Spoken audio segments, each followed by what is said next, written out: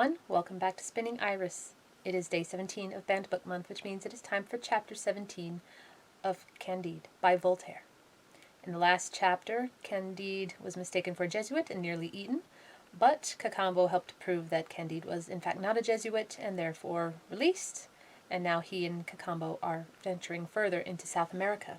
Now let's find out what happens next. Are you ready? Let's go! Chapter 17. How Candide and his valet came to the land of El Dorado. When they reached the border of the Hurons' territory, Cacambo said to Candide, "You see, this hemisphere is no better than the other one. Believe me, the best thing we can do is go back to Europe by the shortest route possible." "But how can we?" said Candide. "And where could I go? If I go back to my country, I'll find the Bulgars and the Avars slaughtering everyone in sight. If I return to Portugal, I'll be burned. If we stay here, we're in constant danger of being put on a spit. But how can I bring myself to leave the part of the world Lady Cunegonde is living in?" "Let's head for Cayenne," said Cacambo. "We'll find some Frenchmen there who travel all over the world, and they'll be able to help us. Perhaps God will take pity on us." It was not easy to get to Cayenne. They knew approximately what direction to take, but there were terrible obstacles everywhere. Mountains, rivers, precipices, bandits, and savages. Their horses died of fatigue, and they used up all their provisions. After eating nothing but wild fruits for a whole month, they came at last to a stream whose banks were lined with coconut trees, which sustained their lives and their hopes. Cacambo, whose advice was always as good as the old woman's, said to Candide, "We can't go on like this. We've walked enough. I see an empty boat on the bank. Let's fill it with coconuts, get into it, and drift with the current. A river always leads to some inhabited spot. If we don't find anything pleasant, we'll at least find something new." "Let's go," said Candide. "We'll place ourselves in the hands of Providence." They drifted for several miles between banks that were sometimes covered with flowers, sometimes arid, sometimes flat, and sometimes steep. The river grew steadily wider until at last it vanished into a vault of awe-inspiring rocks that rose up to the sky. The two travelers had the courage to abandon themselves to the stream as it flowed under this vault. The river narrowed at this spot and bore them along with terrible speed and noise. After 24 hours they saw daylight again, but their boat was smashed against a reef. They had to crawl from rock to rock for nearly 3 miles, until finally they saw a vast horizon bordered by unscalable mountains. The land here was cultivated for pleasure as well as from necessity. Everywhere the useful had been made pleasant. The roads were covered, or rather adorned, with beautifully formed carriages made of lustrous material, carrying men and women of extraordinary beauty, and swiftly drawn by large red sheep whose speed surpassed that of the finest horses of Andalusia, Tetuan, or Meknes. "Here's a better country than Westphalia," said Candide. He and Cacambo entered the first village they came to. Several children wearing tattered gold brocade were playing quoits at the edge of this village. Our two men from the other world stopped to watch them. Their quoits were rather large round objects, yellow, red, or green, which shone with extraordinary brilliance.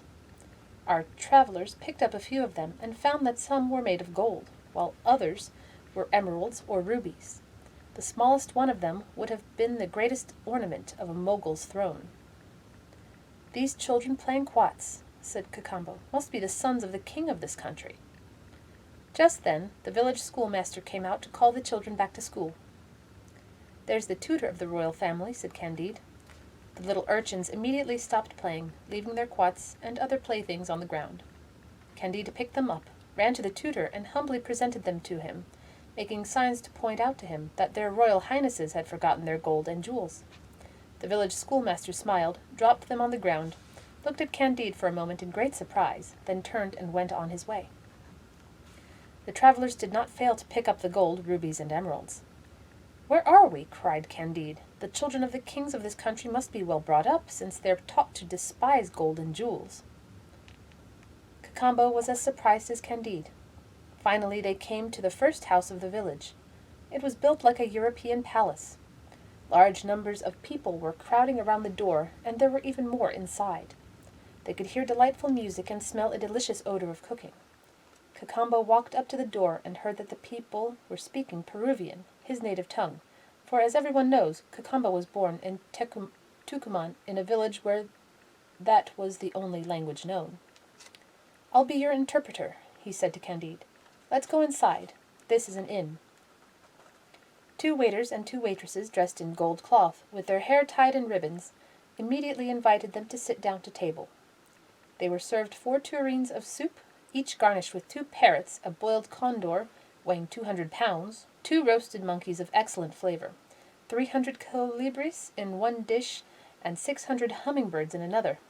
There were also exquisite stews and delicious pastries, and everything was served in dishes made of a kind of rock crystal. The waiters and waitresses poured out various liquors made from sugar cane. The other guests were mostly merchants and carters, all extremely polite. They asked Cacambo a few questions with the most delicate discretion, and gave satisfactory answers to the questions he asked them. When the meal was over, Cacambo and Candide thought they had amply paid their bill when they left on the table 2 of the big pieces of gold they had picked up, but the host and hostess burst out laughing, and held their sides for a long time. "Gentlemen," said the host, "it's easy to see you're not from our country, and we're not used to foreigners. Excuse us for laughing, when you offered to pay us with 2 stones from our roads. You probably have none of our money, but you don't need any to dine here. All inns are run for the convenience of people engaged in commerce, are paid for by the government. You've fared badly here, because this is a poor village, but everywhere else you'll be given the reception you deserve." Cacambo explained the host's remarks to Candide, who listened to them with the same wonder and bewilderment his friend felt as he translated them. "What country can this be?" said one to the other. "Unknown to the rest of the world, and so different in every way from anything we've ever seen before." "It's probably the country where everything goes well, because there must be one like that everywhere. And despite what Dr. Pangloss used to say, I often noticed that everything went rather badly in Westphalia." That is the end of the chapter. Ooh, so I've definitely stumbled upon something new here. We'll find out more about this El Dorado tomorrow. I hope you'll join me. Take care. Bye-bye.